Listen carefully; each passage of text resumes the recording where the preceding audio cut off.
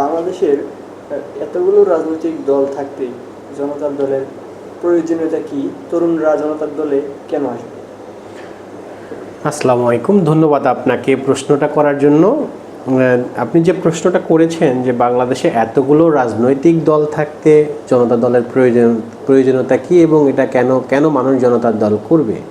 দেখুন, বাংলাদেশের রাজনৈতিক দল অনেকগুলোই আছে, কিন্তু আমাদের বাংলাদেশের সৃষ্টির পর থেকে আজ অবধি পর্যন্ত যে দলগুলো বাংলাদেশের বারবার ক্ষমতায় এসেছে বা যে দলগুলো অঙ্গ সংগঠন হিসেবে কাজ করেছে, তারা কেউই সঠিকভাবে আসলে রাষ্ট্রীয় কাঠামোগুলোকে ঠিক রাখতে পারেনি, বরঞ্চ রাষ্ট্রীয় কাঠামোগুলোকে তারা এই লাস্ট 53 বছরে ভেঙে দিয়েছে।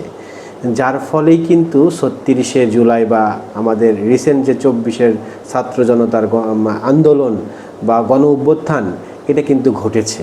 তার মানে রাজনৈতিক দল থাকলেই যে আর কোনো রাজনৈতিক দল আসতে পারবে না, এরকম কোনো বিষয় না। আর একটা বিষয় হচ্ছে জনতার দল কেন নতুন রাজনৈতিক দল হিসেবে আসতে চাচ্ছে। দেখুন, আমরা এখন চাইলেই যে দলগুলো এখন আছে তাদের কোনো কিছু পরিবর্তন করতে পারবো না, বা আমার ব্যক্তি কোনো পরামর্শ কিন্তু তারা নেবে না।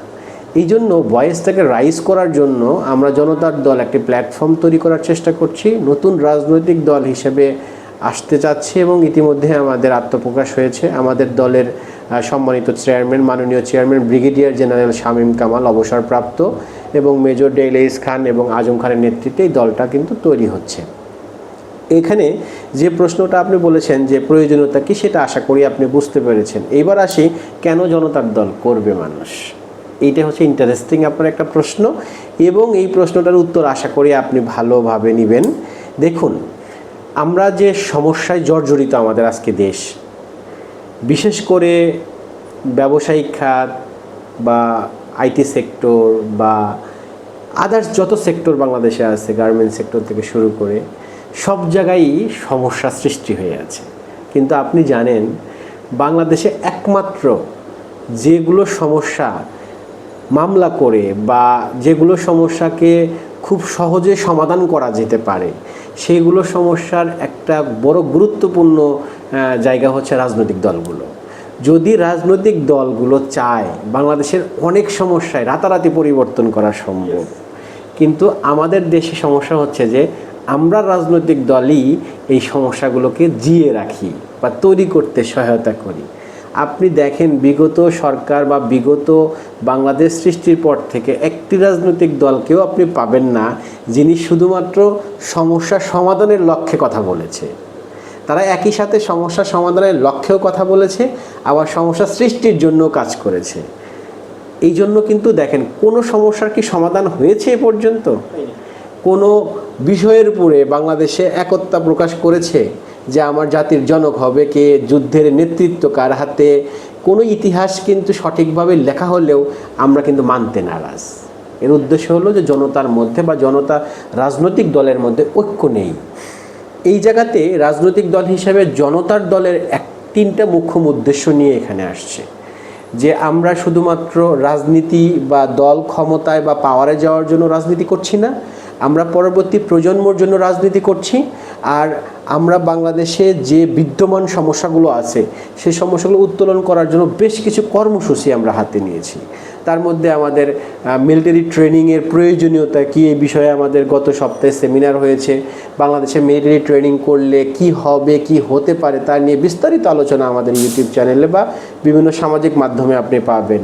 কিন্তু যে বিষয়টা আমরা সেদিন বলিনি, জনতার দল একটি ব্যবসায়িক জনতার দল নামে আত্মপ্রকাশ করতে চাচ্ছে এবং এর কয়েকটি অঙ্গ সংগঠন থাকবে, যার মধ্যে হচ্ছে উদ্যোক্তা পরিষদ বা জনতার উদ্যোক্তা পরিষদ নামে একটি সংগঠন আসার সুযোগ রয়েছে বা যেটা নিয়ে আমরা কাজ করছি।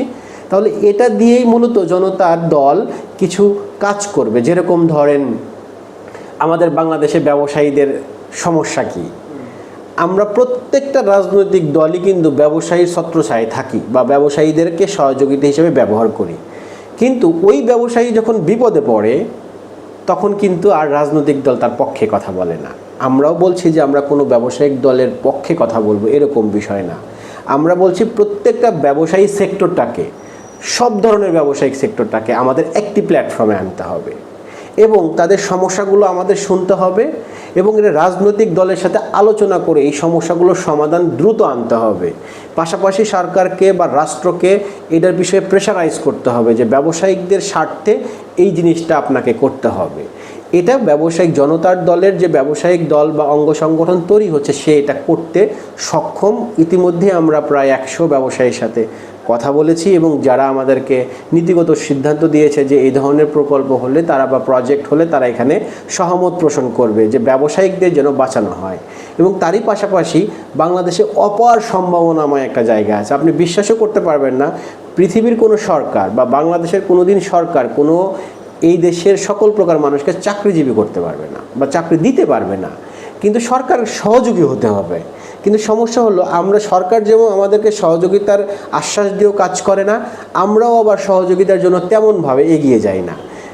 ব্যক্তিগত ভয়েস রাইজ করলে হবে না। জনতার দল একটা উদ্যোক্তা পরিষদ নিয়ে কাজ করছে, যেটা সারা বাংলাদেশের স্মল বড় ছোট যত উদ্যোক্তা আছে তাদের সাথে একত্রভাবে কাজ করবে।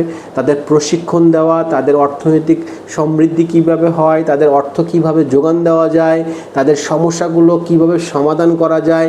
মূল বলতে গেলে যে বাংলাদেশে প্রায় যদি জনতার দলের পক্ষে যদি 1 লক্ষ আমাদের যুবককে আমরা প্রশিক্ষণের আওতায় আনতে পারি, তাদের যদি ফাইন্যান্সের ব্যবস্থা করতে পারি, ফাইন্যান্স কিন্তু অবশ্যই জনতার দল দেবে না, জনতার দল একটা মাধ্যম।